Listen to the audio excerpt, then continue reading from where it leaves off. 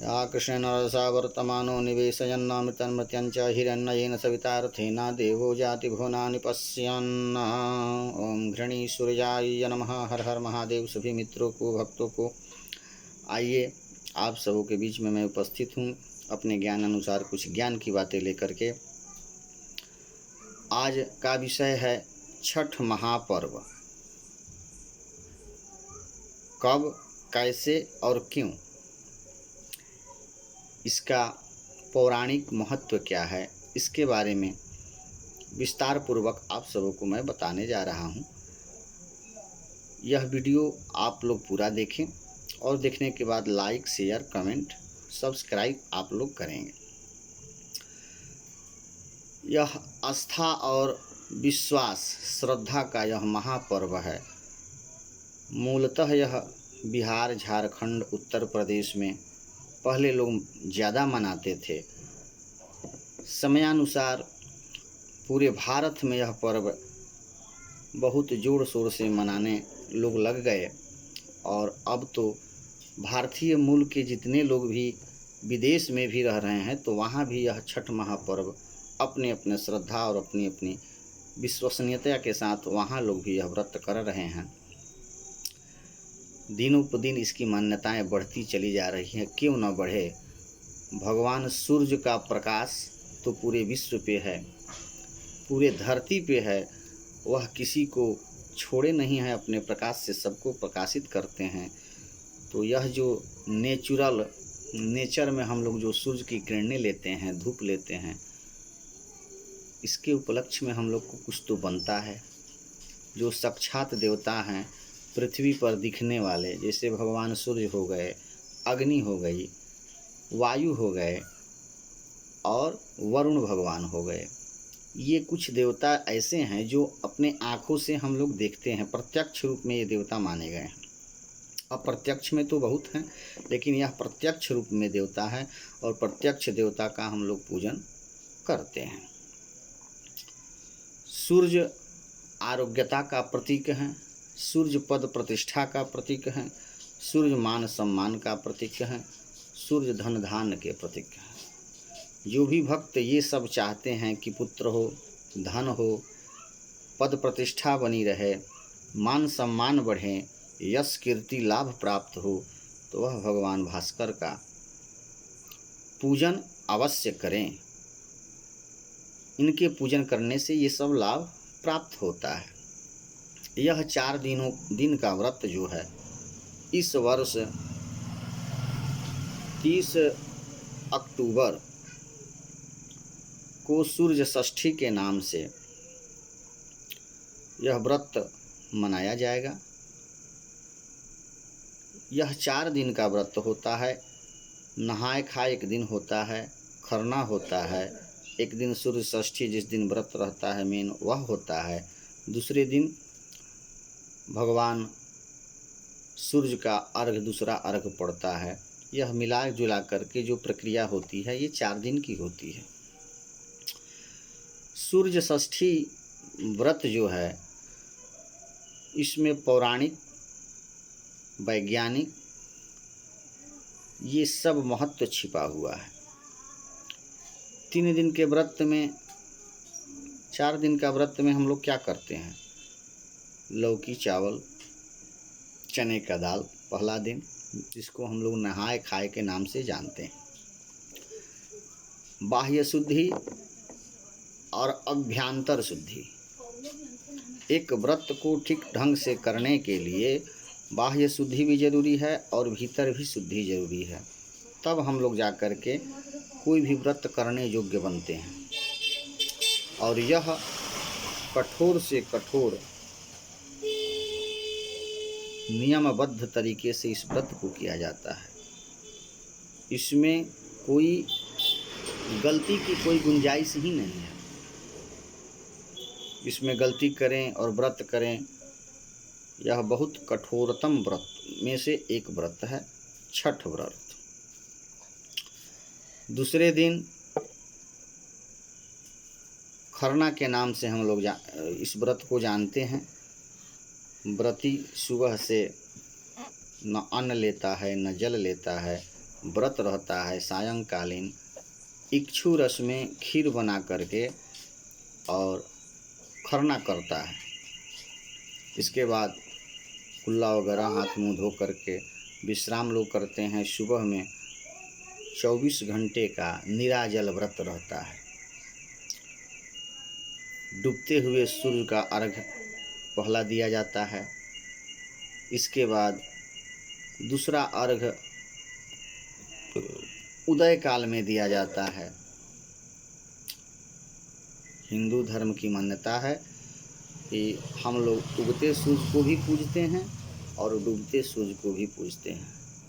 यह विशाल हमारी सभ्यता, हमारी संस्कृति, हमारा सनातन है। इस छठ को करते हैं। छठ में छठी मैया के नाम से लोग इसको जानते हैं कि छठी मैया कौन है। पूजा तो सूर्य का होता है, लेकिन छठी मैया के नाम से यह जो विख्यात है, ये छठी मैया हैं कौन? तो आप लोग को बता दें, पुराणों में एक कथा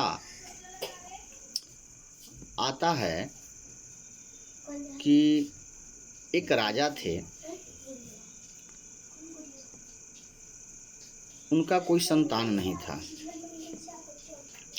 सब कुछ था लेकिन संतान उनको नहीं था। संतान न होने के कारण वो बहुत दुखी रहते थे। एक दिन कश्यप ऋषि के आश्रम में गए, जा कर के अपना सारा दुख वृतांत उनको सुनाया। सुनाने के बाद कश्यप ऋषि कहे कि जाइए, आपको मैं एक उपाय बता रहा हूँ, आप उस उपाय को करें।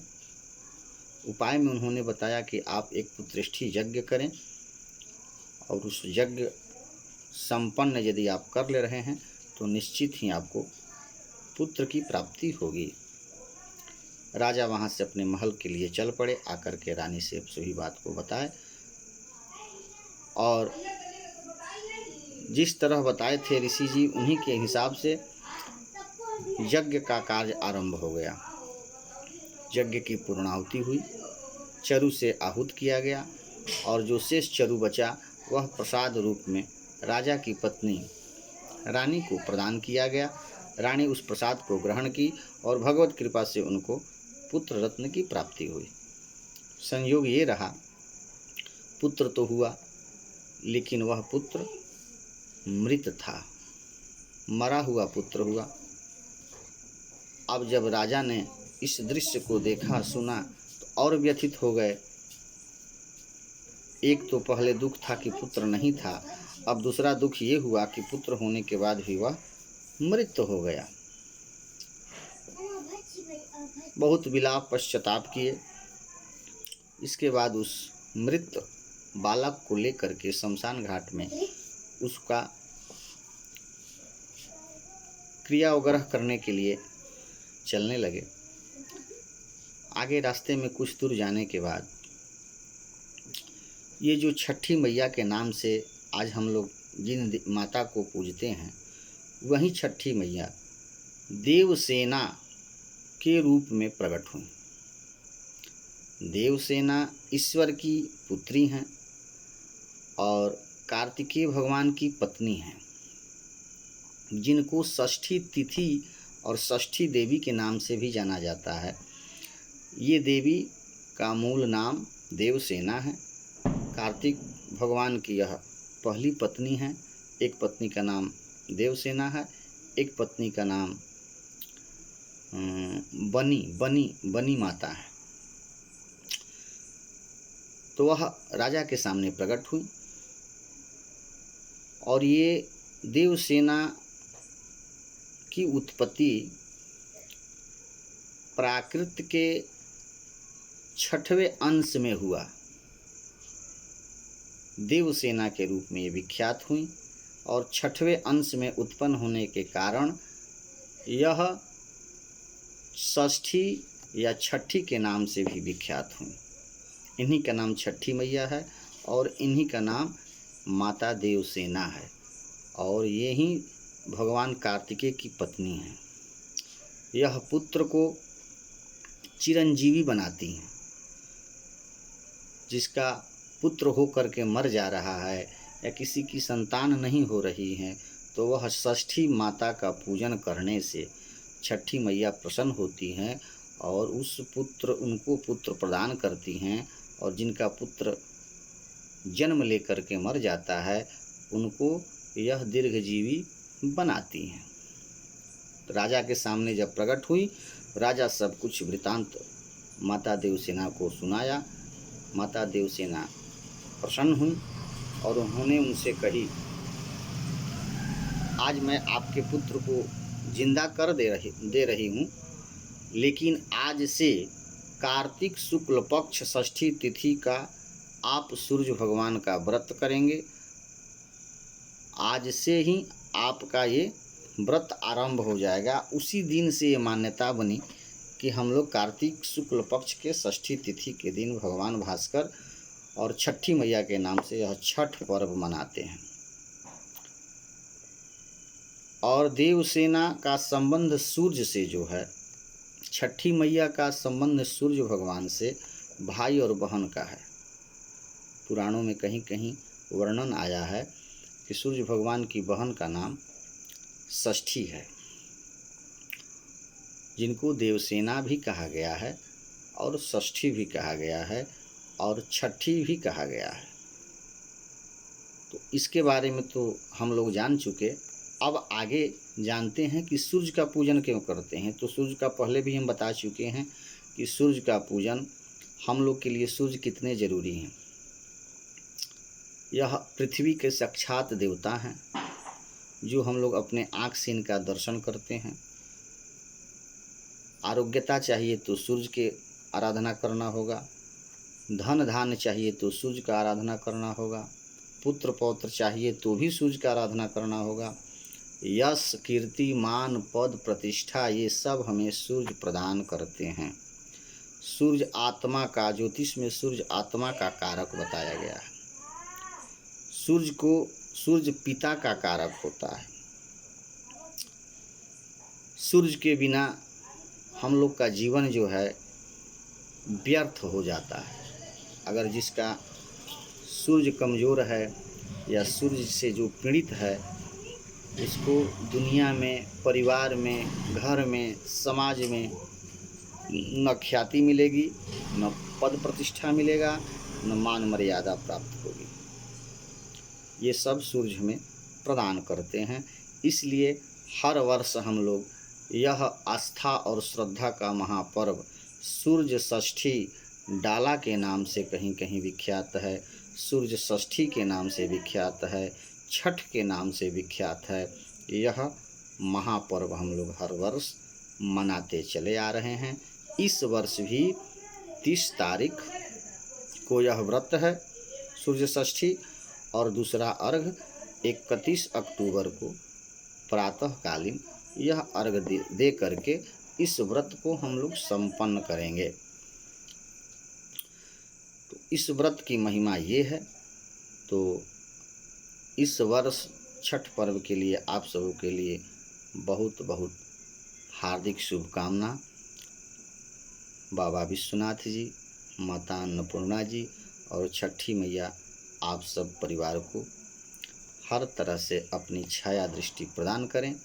अपना वरद हस्त आप सब परिवारों के बीच, आप सबके बीच पर बनाए रखें। यही मेरी शुभकामना है। आज की वीडियो में इतना ही। फिर अगला वीडियो में कुछ दूसरी विषय लेकर के आप सबों के बीच में मैं उपस्थित हूँगा। तब तक के लिए हर हर महादेव, जय श्रीमन्नारायण।